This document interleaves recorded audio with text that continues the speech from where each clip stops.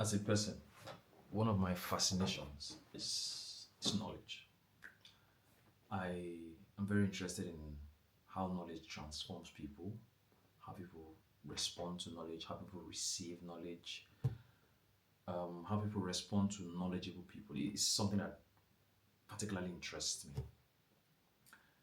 And for some people, when they come out, when they meet someone who is more knowledgeable than they are, they become defensive. They they become defensive as a means of self-preservation because suddenly someone is in their space who makes them feel smaller. Someone is in their space who, by and large, makes all their life's experiences seem small.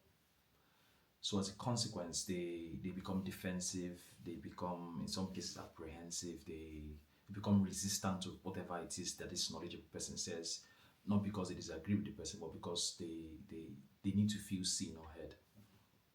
For some other people, their response to knowledge and knowledgeable people is that they're attracted to it.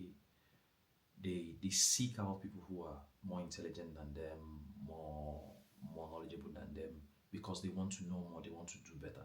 It's a very interesting phenomenon, and well, I would imagine that the better response would be to seek out knowledge. I want to do better, but at the same time, I do not judge those who are defensive. No one knows anybody's life experiences. But my greater fascination is in what knowledge transforms people into. So I find from my experience with speaking to people whom I really admire and who I think are really knowledgeable, what I find is that knowledge creates two groups of people or two categories of people. So if you meet people who are truly knowledgeable, at least in my book, you will find that they fall into either the category of enlighteners or the category of exploiters. Now, for enlighteners, when they have knowledge, when they seek out more knowledge, what they do is they try to educate other people, they try to educate their communities. They find themselves living a life of service. They want to do as much as they can to empower the defenseless or to empower those who could benefit from knowledge. They do this to advance their society, their communities. They are usually empathetic. So what you find, typical examples, you have teachers. You also have they go into invention and activism. So you have people like Plato, Socrates, Malcolm X, Martin Luther, Nikola Tesla, about Einstein. At least from my perspective, these people I've just named fall into the category of enlighteners. Then you also have the category of exploiters. These are people who recognize what knowledge does, what knowledge is, the value of knowledge, and how knowledge transforms people. And then what they do is that they want it for themselves, so they hoard it. They use the knowledge that they have gained to improve their station in the marketplace and in the society, which is a good thing. However, they tend to be covetous.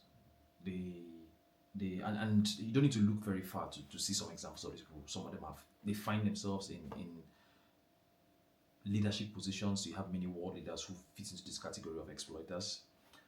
Some of them can be autocratic and authoritarian in their thinking. In fact, when you become an exploiter, what happens is that you don't even like your knowledge to be challenged. You also find many what I like to call self-aggrandizing capitalists within this category. But anyway, this post is not about capitalism. I embrace the principles of capitalism and where it is applied the way it should be applied. But that's not what it's about. What this discussion or this video is about is how we respond or how what knowledge transforms people into. Now, so for the enlighteners, they tend to do a thankless job. They tend to live a life where the people that they try to enlighten, not all the time, but many times, turn against them, prosecute them, because they feel small around them. They hate them for it. And because we live in quite a materialistic society, what happens is that people link material success to or material wealth to success. And as a consequence, and exploiters tend to accrue a lot of material wealth. So as a consequence, you find that many people want to be like the exploiters. They want to be the oppressors. They want to be the authoritarians because they've perceived such people as being truly successful. On the flip side, you find many enlighteners who live a life of would I say of enough. I don't know if enough is the right word. They tend to live a life where they do not seek too much material wealth. They only seek basic comfort, and they live their life in service of others. So they use most of their knowledge to fight against oppressors who tend to be the exploiters. So it's like that balance, that battle between good and evil, but within the knowledge domain, and it's very interesting.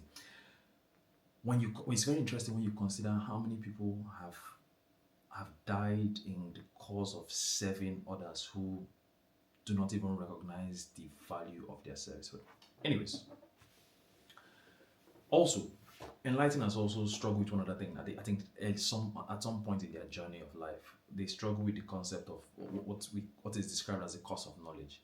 Sometimes they don't understand why nobody else sees what they see, or why others don't understand what they understand, and it frustrates them. Whereas for exploiters, they like that you don't understand. They like that you don't see it. They use this. I think theirs may be categorized. I don't know if I'm taking it out of context, but they may see this as a blessing of knowledge, whereas for the enlighteners, they will see it as a cost of knowledge. It's a problem to them. Why don't others understand what I do? And I think it takes being truly empathetic to understand that not everyone, maybe as a consequence of their life experience or genetics or biology, not everyone would be able to break down information and knowledge as fast as they do. Now, another interesting component is that knowledgeable people usually know that they are knowledgeable because they get feedback from people they speak to, and the people they help, and the people they work with, as the case may be. And I think it was Nea Eyal, when he was talking about building businesses, who noted that whenever you want to find a business partner, find someone who's truly knowledgeable and someone that has integrity. Because to quote him, if you find someone who's truly intelligent but has no integrity, you have a very smart crook on your team. But I digress. So in reading one book, The Jewish Phenomenon, written by Stephen Seelbiger, Seelbiger, I don't know if I pronounced that right. He noted that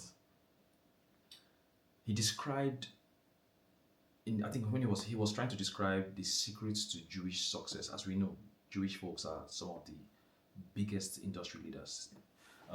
They are very, very successful. They're a small ethnic group, but they're very successful. And he captured one rule. I think it's the first secret in the book. I don't know what to call it a secret anymore. He described it as, he said, true wealth is portable. True wealth is knowledge.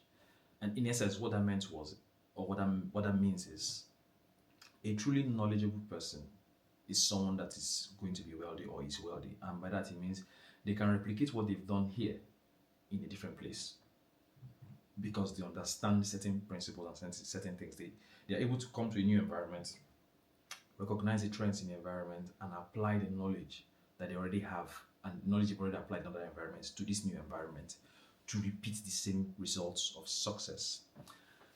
And I found that to be very fascinating. And so what it means is that if your entire wealth were to burn down in a place, one who is truly knowledgeable will be able to replicate, follow the same processes, apply the same principles of wisdom and knowledge, and become materially successful. Again, it's very interesting, and I think I believe it to be true.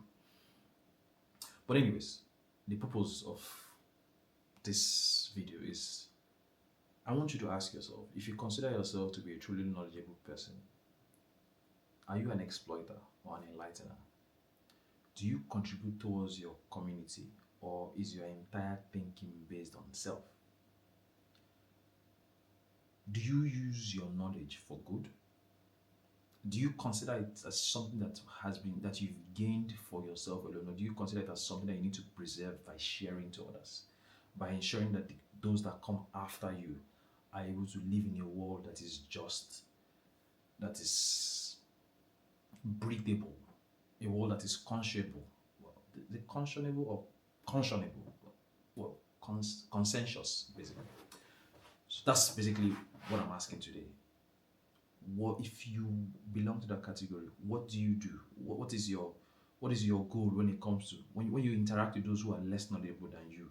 Do you try to lift them up, or do you try to ensure that they remain the way they are? Do you become a gatekeeper? Do you reserve it only for you and for those who are close to you? It's just a thought. It's something that has been bothering, but I thought to share.